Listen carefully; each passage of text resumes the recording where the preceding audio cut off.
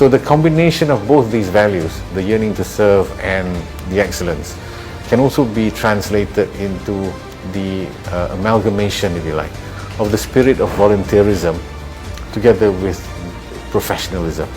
MAZNI Malaysia is unique in a way because we have both.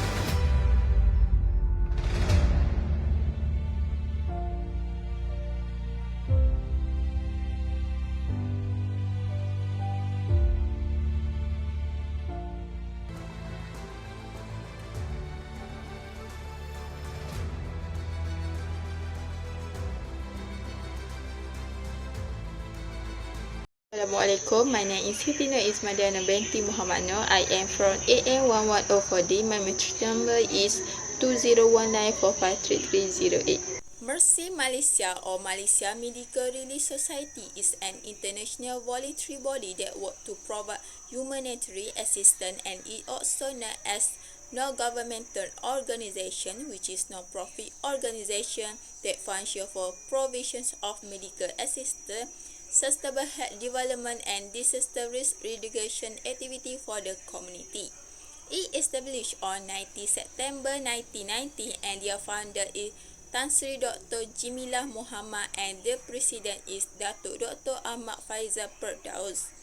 This organization purpose to give assistance at a rapid rate, such as responder within 48 to 17 hours in the event of crisis and disaster. The objective of their organization is to give awareness to the community how important to develop a cooperative nature in the community, which is helping and caring for the plight of others. There are many achievements they achieve, like they manage 5 missions in to KASWADI with prepare mobile medicines and same relief team for 2C because of the equated in limit. Involved in prepare medical assistance when conflict in Maluka, Indonesia to help internal refugees, and the active in mission to build shelter and dining center for relatives of patients at Hospital EL Gencina.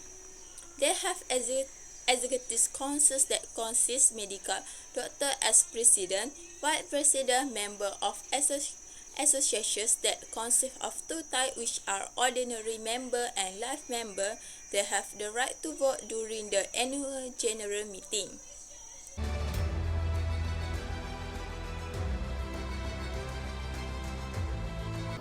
Hi, Assalamualaikum to Miss Azlin. My name is Zafira Farhanah binti ROSLAN from AM1104D, and my matrix number is 2019-287524.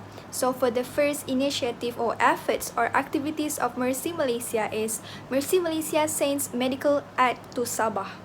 Medical Relief Society Malaysia, or known as MAZNI Malaysia, today send health and medical equipment for frontliners in Sabah as a part of the efforts to curb the spread of COVID-19. Among the health and medical equipment delivered were surgical face masks, gloves, personal protective equipment or known as PPE, disinfectant and thermometer distributed to health clinic and hospitals around Kota Kinabalu. After an election that was held last year, cases in Sabah increasing and become one of the main reason Malaysia has not yet recovered from this pandemic. Therefore, MAZNI has taken the initiative to provide assistance to Sabah state government. Lastly, MAZNI Malaysia volunteers help raise vaccination awareness. Volunteers of the Malaysian Medical Aid Association, MAZNI Malaysia, are now actively raising public awareness of the importance of the National COVID-19 Immunization Program. MAZNI Malaysia Datuk Dr. Ahmad Faizal said that in total there are 7,000 volunteers consisting of 2 groups, namely volunteers who have a medical and health background as well as group that do not have medical and health background.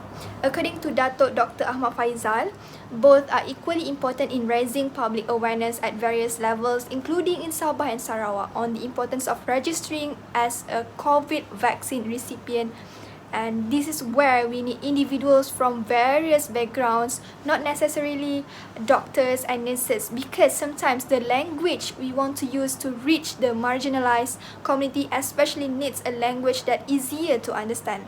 This vaccination program is not just Mercy Malaysia.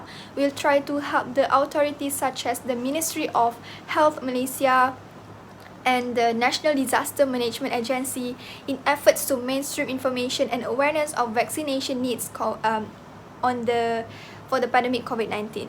There are still a handful of people who are ignorant and do not want to care about the importance of vaccination to curb this pandemic and to help flatten the chart curve in Malaysia, which has not changed since March 2020. There are still those who are anti-vaccine and reject vaccination because they are influenced with wrong words and information.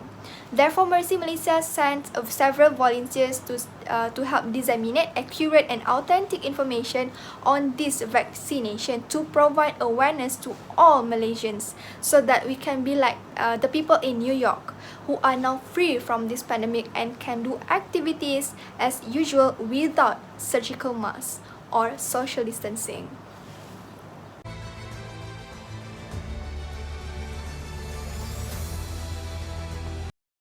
Hi, my name is MAZNI FAZLEENA binti YAHANI. My matric number is 20196666084. The benefit of Mercy Malaysia to the target group. Firstly, Mercy Malaysia provided disaster relief to the target group. Mercy Malaysia has implemented an initiative, namely Total Disaster Risk Management, or also known as TDRM, in order to help the victims that faces the disaster. The disaster includes natural disaster, which is flood. This initiative comes with two approaches, pre-disaster and post-disaster. This initiative can be seen during the flood disaster on 2014, which has struck several countries in Malaysia, such as Kelantan. Due to this disaster, Mercy Malaysia has established a project, namely Post-Flood Recovery Program, in order to improve the quality of life of the affected citizens. Secondly, humanitarian. Mercy Malaysia has established a lot of humanitarian activities globally. The activities by Mercy Malaysia in terms of humanitarian usually to the homeless, refugees, victims of natural disaster, and so on. Several efforts has been made in order to help these people, such as providing medical relief, providing food and non-food supply. The humanitarian activities usually happen outside the country, which are Palestine and Lebanon. The activity of humanitarian can be seen in Lebanon in 2016, which the project named Syria Crisis Response. This activity was a helping tool for the Syrian refugees that has been left out in the country. This activity helped to improve the quality of life of Syrian refugees, like providing them food, medicine, and so on.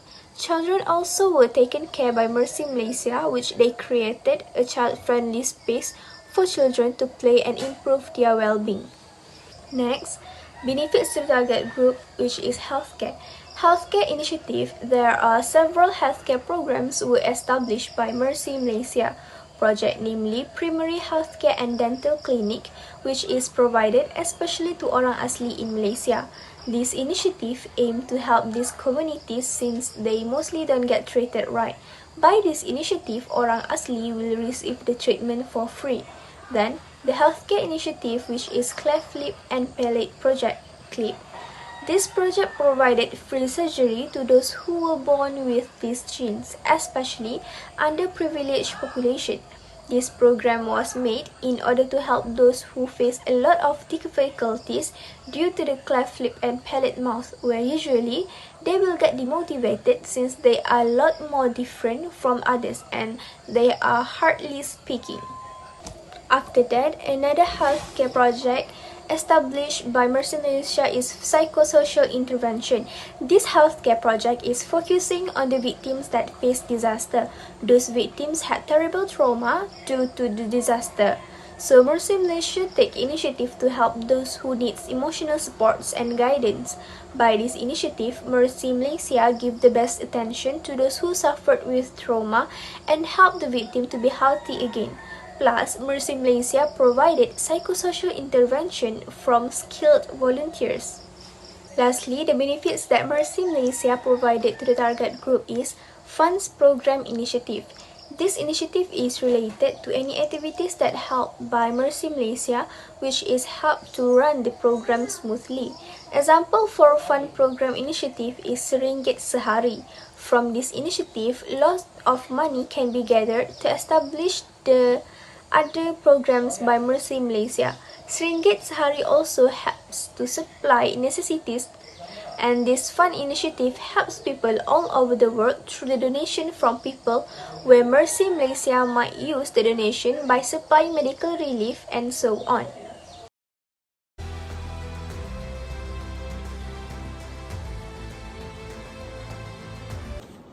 Assalamualaikum and hi, my name is Muhammad SYAHMI bin KASWADI and my matric number is 2019434784.